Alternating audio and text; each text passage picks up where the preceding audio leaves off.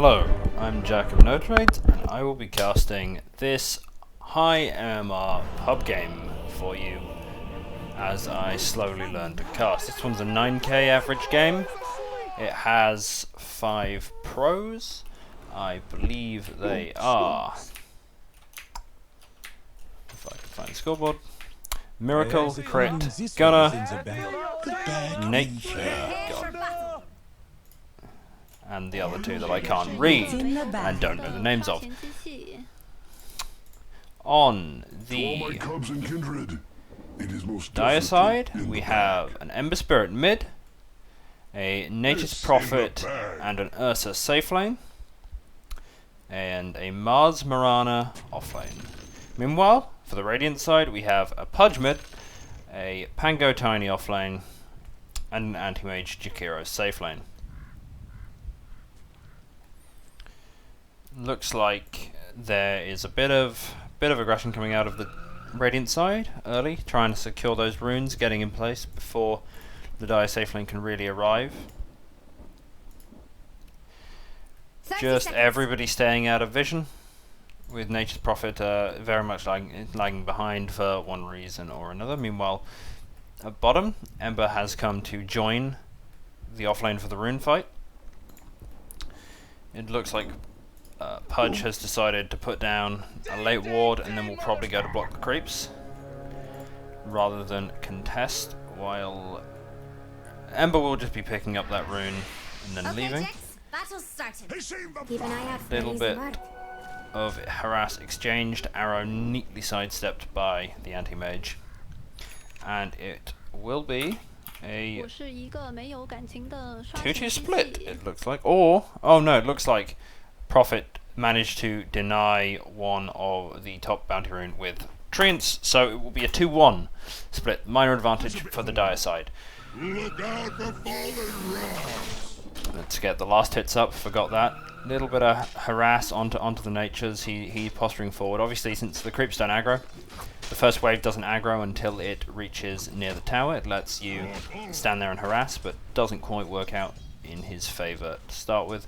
So he does eat quite a lot, and he has no regen, having to send that out on the courier now, so a little bit of a disadvantage. Meanwhile in mid,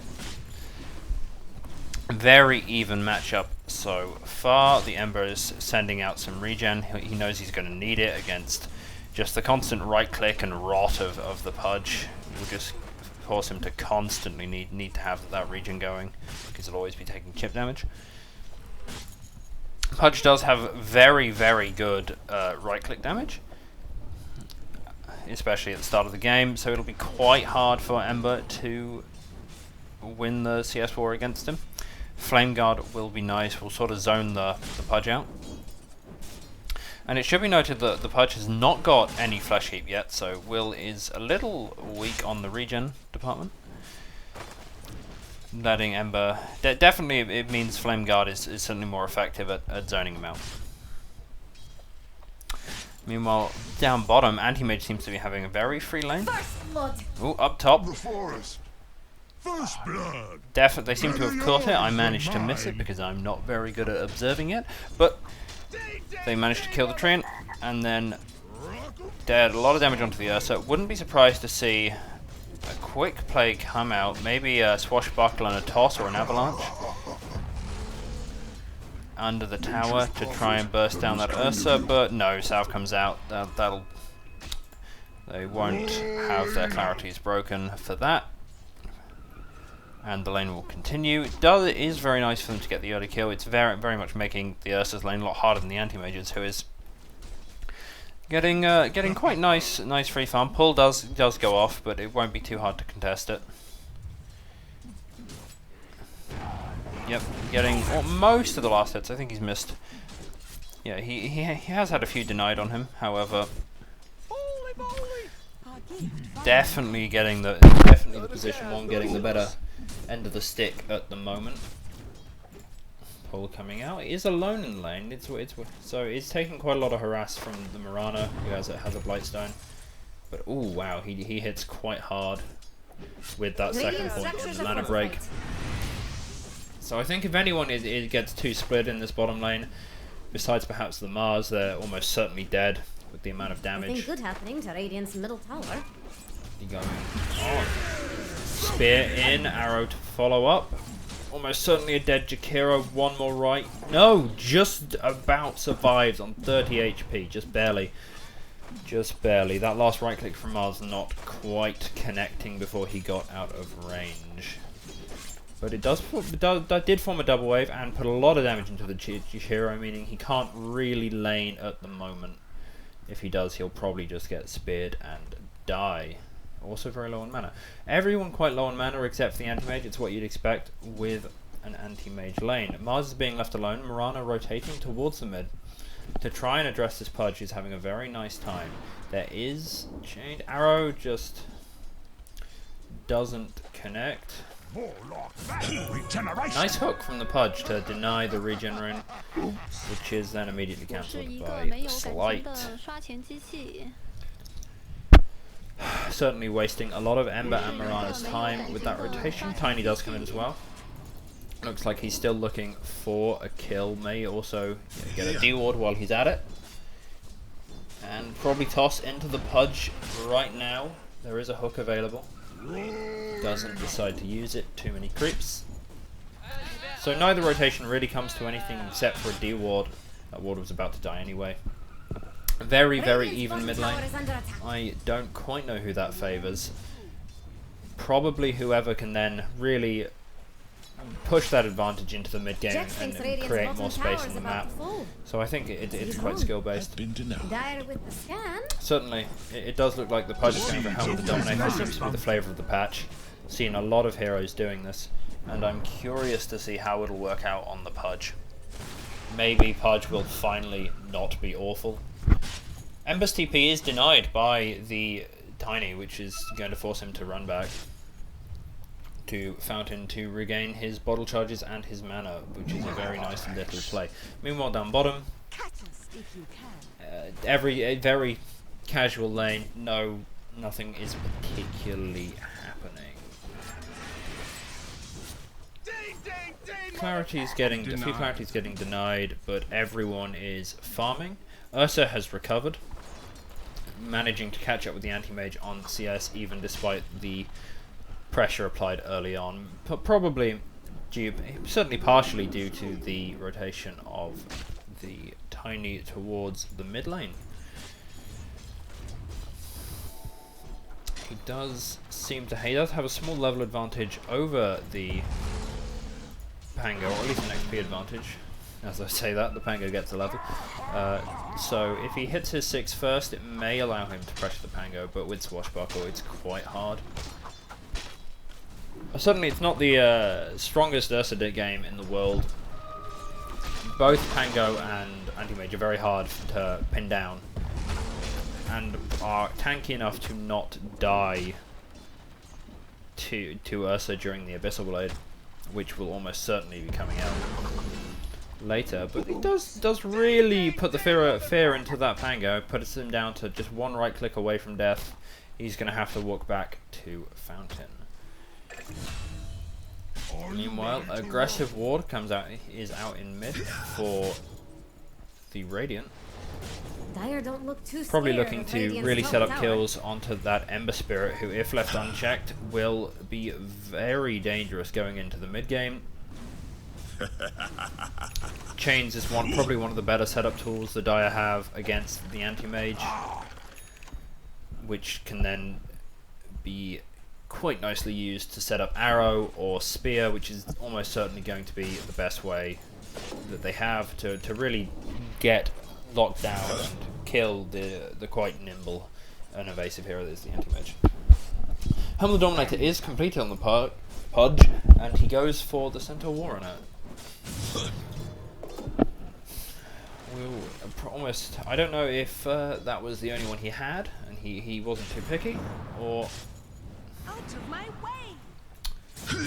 He wanted the stun, but regardless, that Mirana arrow is going to prove quite invaluable, as it is 200 gold for a helmed creep, if I'm not wrong, which means it's a very value arrow, and the arrow will insta-kill any creep that isn't an ancient, which is extremely useful It seems Do like quite a Radiant strong want their counter middle tower to to fall? these Dominator builds if you're actually able to hit the arrow, which is going to be quite difficult. Pudge and Ember both making a rotation top. Satyr banish. Tormentor picked up. Double damage on the Ember is going to make him quite scary. But both back away. 1, 2, just go back to farming mid. Meanwhile, Ember's making a rotation towards the bottom lane. They really do want to pressure this Antimage. Look at the damage coming out from that rune. Your hero just evaporates. And Antimage hides in the trees, doesn't get found by the Slight, so Ember will farm the small camp and probably then head back towards mid he doesn't really want to lose out in efficiency to this Pudge, who, if is allowed to just scale, will be quite scary. Mirana does try and just arrow those Dominator creeps. It's very worth it. 200 gold for a supporter is quite a bounty. And it does just generally irritate the Pudge and make his gameplay harder if he isn't getting any value out of that item. And rotating back towards mid, finds the Pudge on the way. Taking a lot of damage, but Chains does not last long enough to set up for the arrow, which is quite unfortunate. We do see the Antimage starting to pull ahead in net worth. Not closing in on his Battle Fury yet, but it won't be all that long until he gets it at this rate. Meanwhile, the Ursa, slightly further behind, will almost certainly get a slower Battle Fury, but the item is quite different for the two heroes. Antimage very much treats it as a farming item, whereas Ursa, it's remarkably good as a fighting item, as the Fury damage, the extra damage on the Fury swipes does splash. Meanwhile, gank, bottom, toss in from the Tiny into the Dismember. No way Mars can possibly survive this. Lovely smoke gank there. Very interesting approach. I've not seen it before. It certainly circumvents the need for a Blink Dagger this game, if your support's just offering to be one for you. But as they come back to mid, Ember and Mirana do go on the offensive. Don't use the arrow, but just try and burst him down. Radiant's getting friendly. Does not bottom tower. really amount to anything. And with the insane regen that this Pudge has, Bottom tower, Jax. he's just going to be straight up to full health immediately. It's getting very hard to bring this boy down. Meanwhile, Crit on the Tiny is looking for anything to find in the jungle. Almost just destroys the Ember Spirit with the Avatos combo. Forces him to drop a Remnant and TP to Fountain to just heal up. Very nice to get that just out of a couple of spells on support. Meanwhile, Antimage is farming away, closing in on that Battle Fury. They're posturing around top, possibly trying to find the Nature Spirit. Nature's Prophet. I'm going mad. But most likely just looking for this tier 1. They will almost certainly get it unless there is at least 1 or 2 TPs coming in from the Dire side. But no, pressure on the mid tower from the Dire will force both Pudge and Tiny to TP back to try and hold on to this mid tower, which is certainly more valuable than the tier 1. They don't want to exchange those towers. It'd be a big advantage for the Dire. So it forces them back, but a lot of damage into that tier 1 tower, and they do successfully defend the mid tower, even if Pudge is picked up as a result. Hard for me to say who really came out ahead in that maneuver. I think certainly nice to get a kill on the Pudge, but getting all the damage into the tower is very nice. It does look like in the long run the Dire will be coming out ahead. They get a second kill on the Kira and a lot of damage into that middle tower. They will probably have to back up. Now, Rolling Thunder is up. Rolling Thunder committed. Swashbuckling does do a lot of damage. But Remnant away. Toss in. But the slight into the Remnant.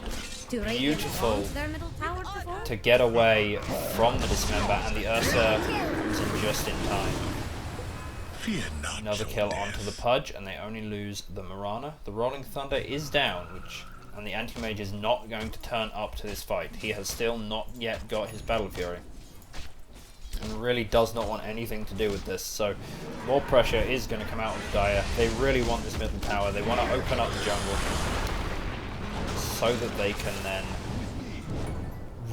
put pressure on the Antimage and prevent him from snowballing.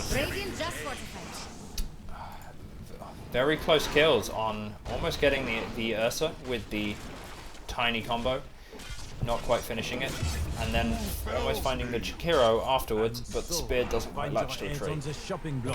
Pudge returns to the mid lane between Pango. They find the Nature's Prophet and then go on to the Ember, who is probably just going to pressure the Pango, then dodge away to the Remnant he's put on high ground. There's been a lot of skirmishing back and forth for the 2 to 5 positions of these two teams. A lot of fighting around these mid towers.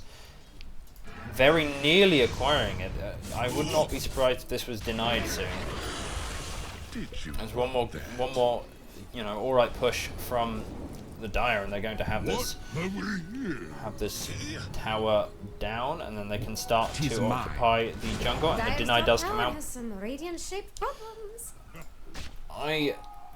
But all this time, Antimage has been farming. He's got his Battle Fury, and now he can really start to rocket ahead. Meanwhile, the Ursa does have his Battle Fury on the Courier.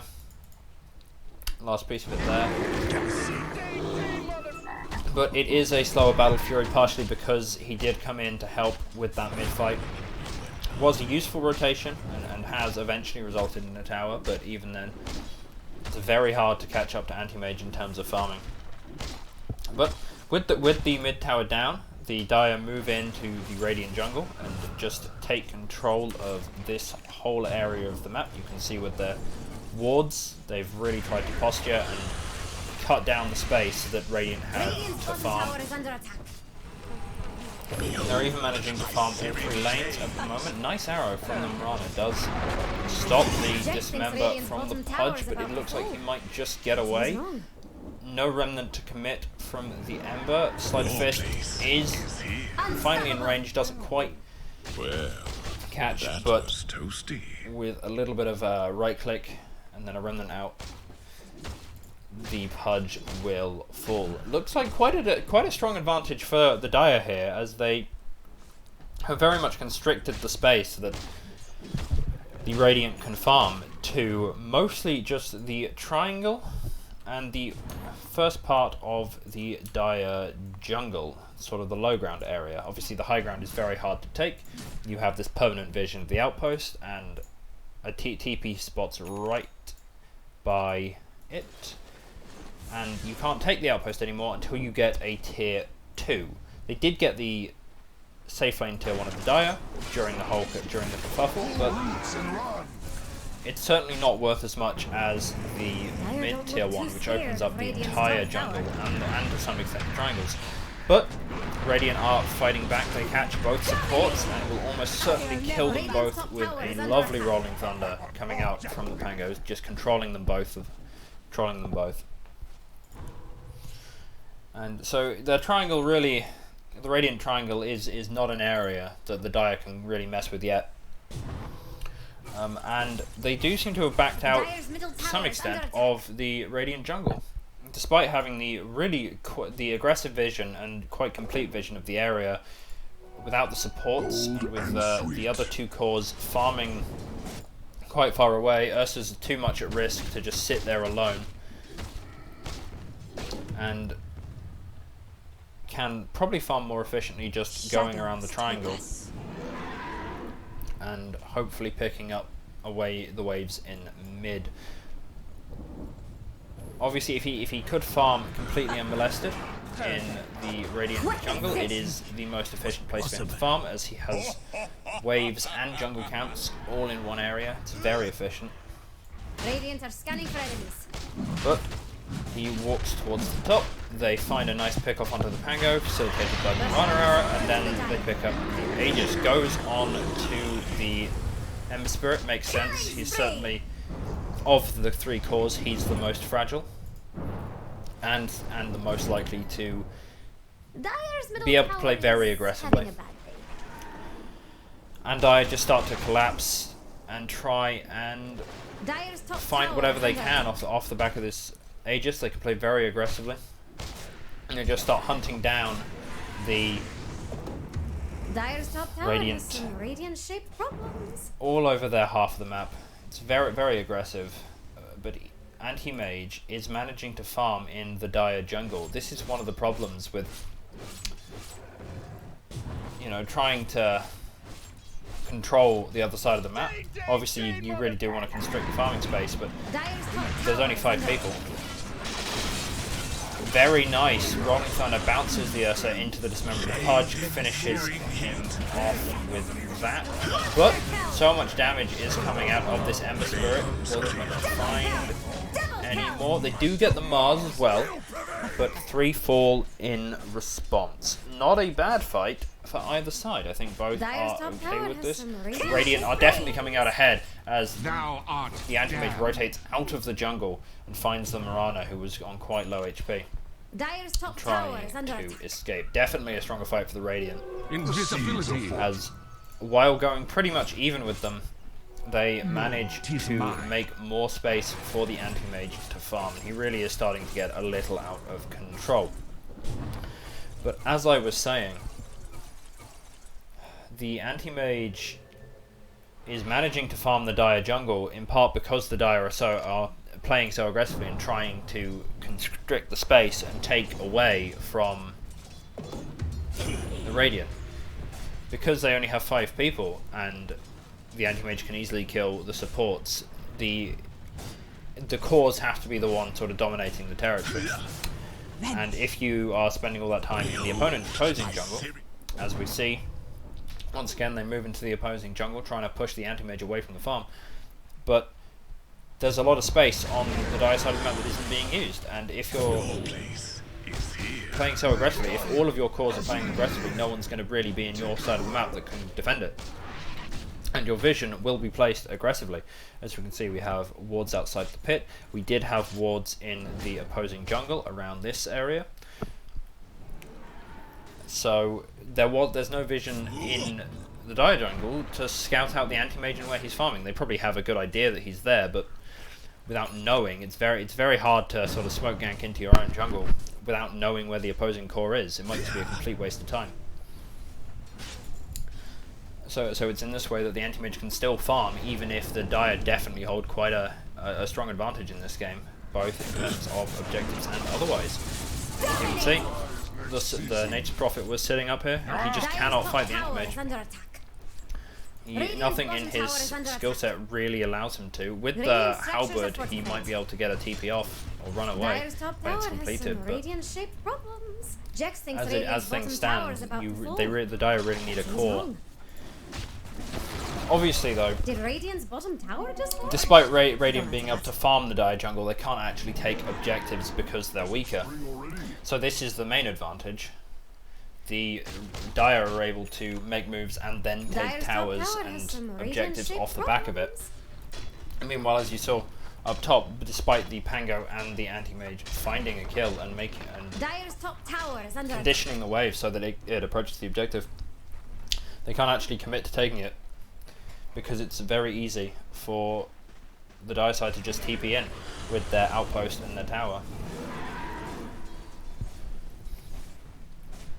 Pull roots and run! Meanwhile, 2 supports, or rather 2 heroes posturing top and just fencing, whereas the other 4 cores sitting towards the mid lane. It looks like the Dire are setting up to pressure the mid tower. mid tier 2. I am a little surprised they haven't taken the bottom outpost. They have taken a tier 2 now, so they can capture it. However, the Antimage is really starting to rocket ahead in farm. Has Basher completed now and is on the way to the Abyssal Blade. Arena goes down, arrow follow up onto the Pudge is very nice. Very clean kills from the Dire side as the Aegis is reclaimed. That was the last very aggressive move the Ember can make without really any consequence.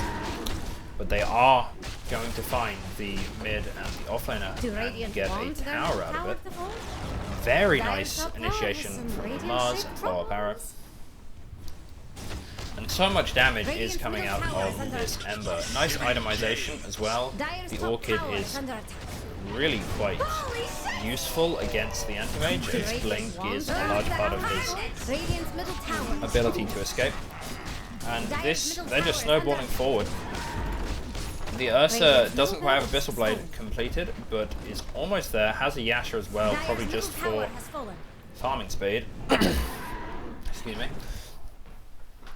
And the Orchid Desolator is very effective, as I was saying, on the M-Spirit. Orchid shuts down a lot of the heroes on the Radiant side. It breaks the Dismember on Pudge. It prevents the Rolling Thunder, if you can get it off beforehand, which would be very nice. And obviously, and most importantly, it prevents the Anti-Mage Blink. It's not as useful as it would have been earlier in the match, because the Manta's complete on the Anti-Mage and will just purge it. But it's always handy to have, as well as the damage amp that it provides. 30% of the damage inflicted is during the silence is applied again as magical damage at the end of the silence. So it's quite a nice DPS item. And to complement this, the Desolator is just very nice to have on this hero, as Sleight of Fist applies it to everything hit, meaning one Sleight of Fist will lower everybody's armor. For Ursa to then just come in and Fury swipes his way through everybody with amped damage.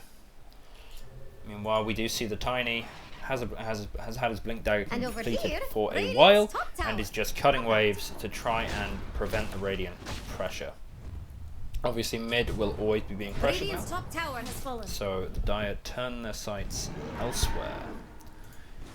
No, Abyssal Blade is almost complete on the Ursa, but is complete on the Anti-Mage, and I don't think the Dire know yet. Smoke Gank is in progress, but Anti-Mage decides to farm Ancients instead. Very understandable. It's a very, very juicy looking stack. Even just if it's stacked once, hard to resist as a carry, I find. We definitely see the Radiant sort of have a good idea as to where the Dire are. Not specifically due to ward vision or anything, just game sense.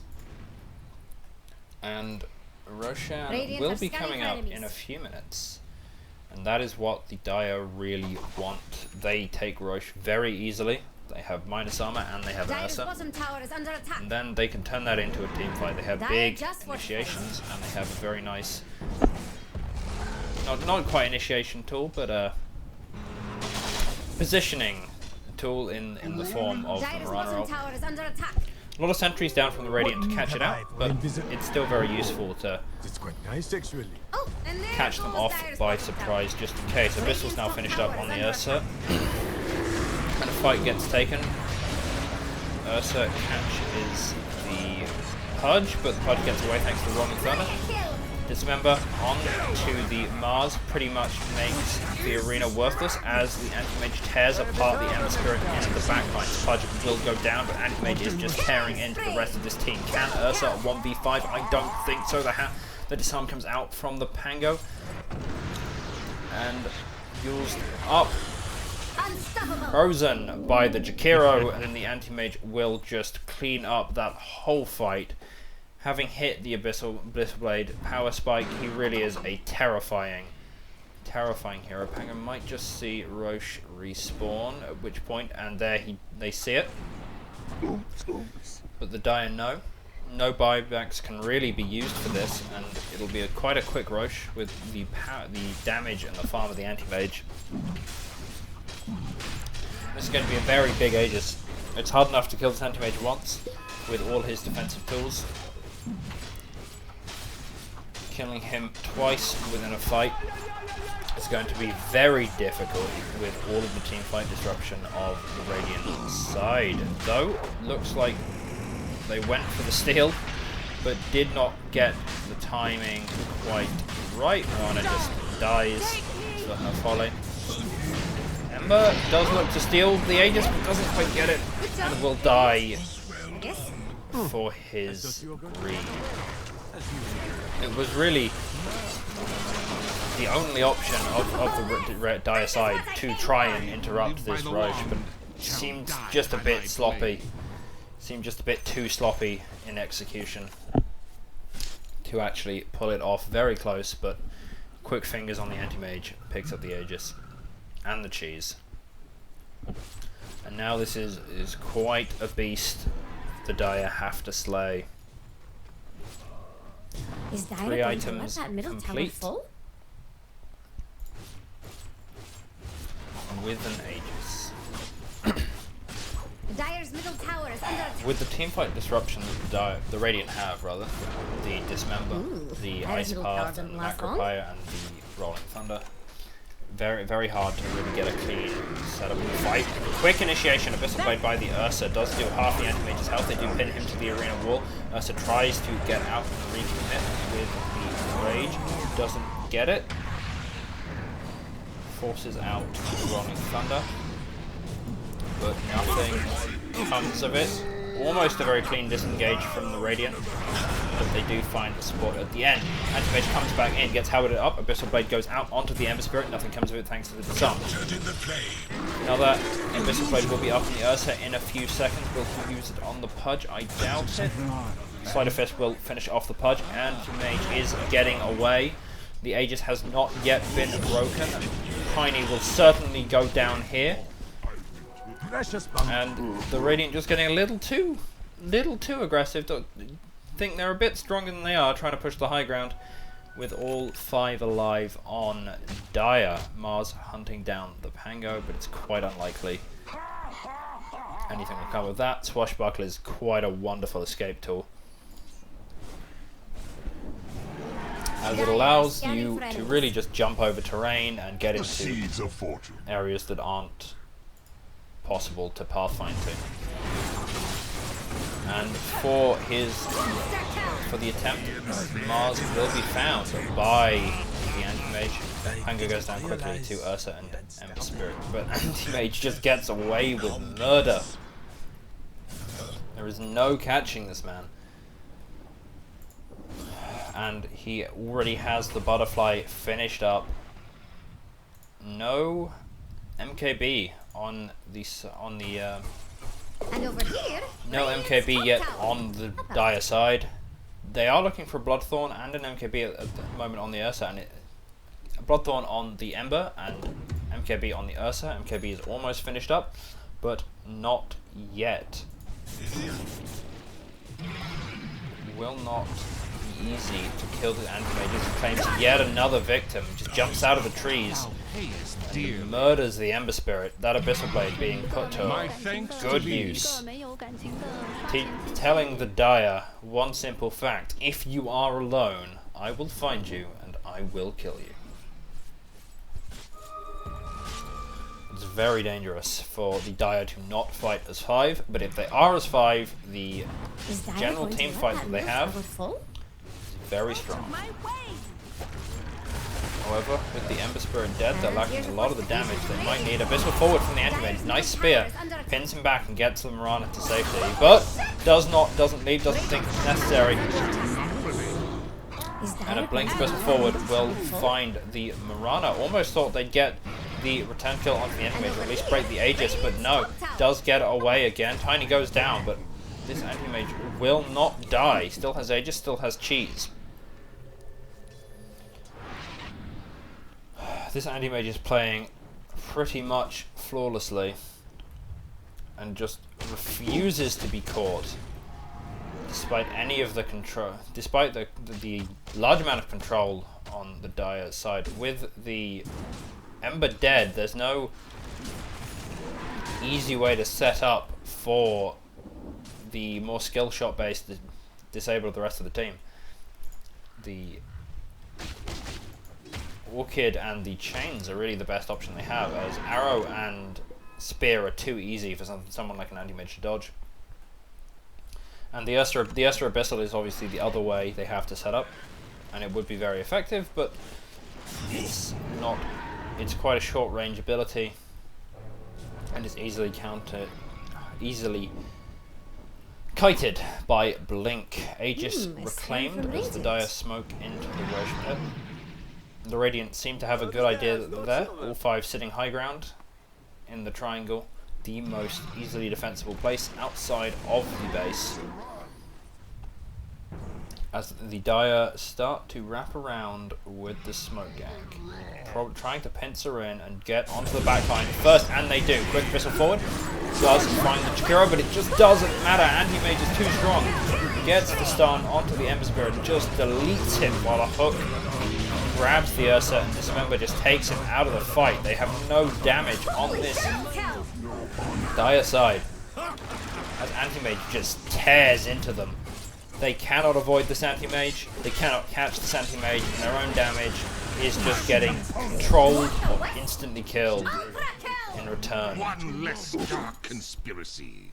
As you can see, the Ursa, despite being stunned up for most of that fight, does do the most damage on the Dire side, but it's just there's just nothing being done. It's hardly any. 8k damage from the entire side, whereas Antimage almost does that on his own. That's a bit of For the Radiant. Dire's top tower has some radiant shape. And off the back of that, they just walk into starting to pressure the high ground. Taking towers very quickly. Scouting completed on the Antimage. There is no escaping this boy now. Has the slow, has the blink, has the abyssal. Dire's top barracks are under attack. Dire's top barracks has fallen.